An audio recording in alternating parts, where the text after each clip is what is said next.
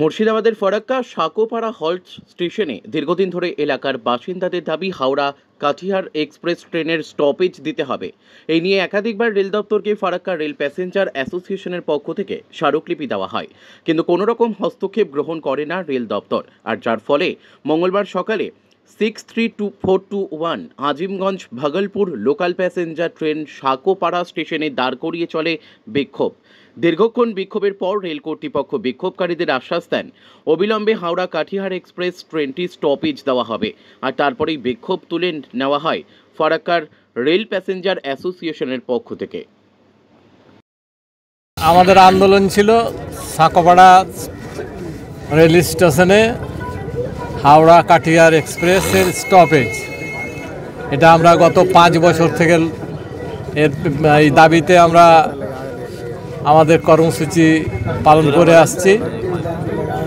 আজকে আমরা এই 5 বছরে অনেক জায়গায় ঘুরেছি, যেমন বিভিন্ন রেল কর্তৃপক্ষের কাছে আমরা আমাদের দাবি পেশ করেছি।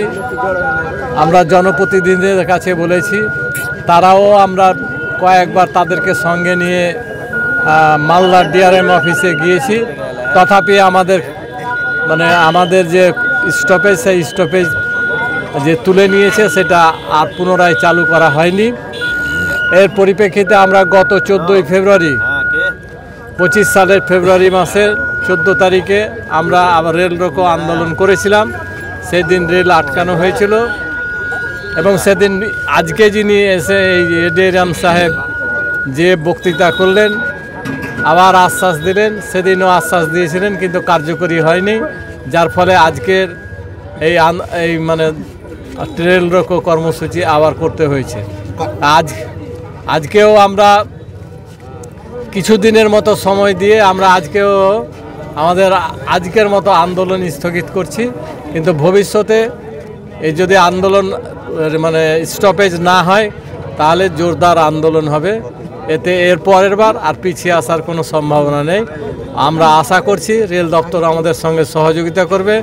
আমরা যেমন সহযোগিতা করলাম, ওনাদের কাছে এই বার্তা আমাদের পৌঁছে যাক এবং রেল স্টপেজটা হয়ে যায় কাটিহার থামতো। সেই ইতিহাস হচ্ছে যে রেল স্টপেজ এখানে বহুদিন থেকে আছে।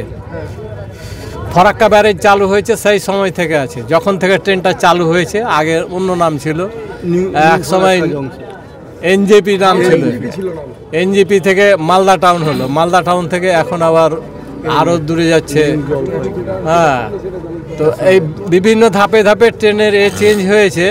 কতদিন থেকে বন্ধ? 2021 সালের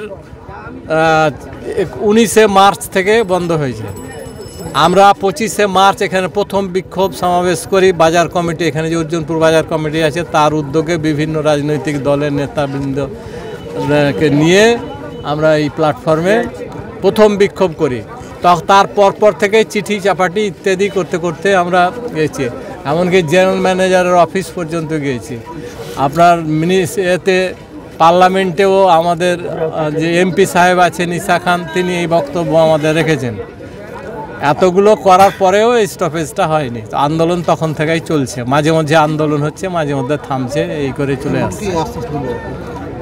এখন ওনারা দিয়েছেন যে আর কিছুদিন সময় দেন। আমরা বিভিন্ন জায়গাতে যোগাযোগ করছি, সেগুলো যাতে ফলপ্রসূ হয় আমরা আবার চেষ্টা করব। আপনারাও একটু আমাদের সঙ্গে সহযোগিতা করেন। এটা কাল থেকেই আমাদের কাছে অনুরোধ এসেছিল। এখন এডিএম কি নামটা বললেন? শিবপ্রসাদ এডিআরএম মালদা আর কি, উনি আজকে আমাদের আশ্বস্ত করে গেলেন। কালকেই ওনারা আমার এমনি টেলিফোনে মোবাইলে বলছিলেন আন্দোলনটা তুলে নেওয়ার জন্য। আমরা বলছি এখানে এসে আপনাদের ঘোষণা করতে হবে সেই কথা। উনি এসছিলেন, ঘোষণা করলেন। আমরা এখনকার মতো আমাদের আন্দোলন স্থগিত করছি। আমার নাম মোহাম্মদ মনিরুদ্দিন।